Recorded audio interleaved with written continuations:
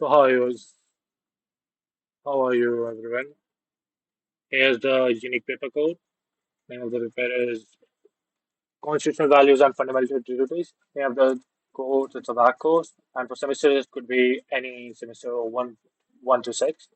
Okay, and the maximum time is 1 hour and maximum marks is 30. And here are the instructions how you have to attempt your exams. You can go through these. Okay, you have to attempt in either on English or Hindi. Okay, first question compulsory and attempt any two parts from question one. Okay, and for the rest, you have to attempt. Okay, two more questions. Okay, so question number one, write short notes on two of the following: A. Party equality before law. B. Article 51A. C. Sarva Dharma Sambhav. Question number two, discuss the concept of justice in reference to the Indian Constitution.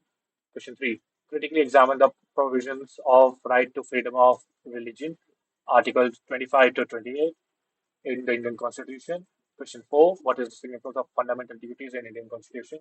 Thank you. If you want any other PYQs or any other subject, do mention in the comments and subscribe for more DU content.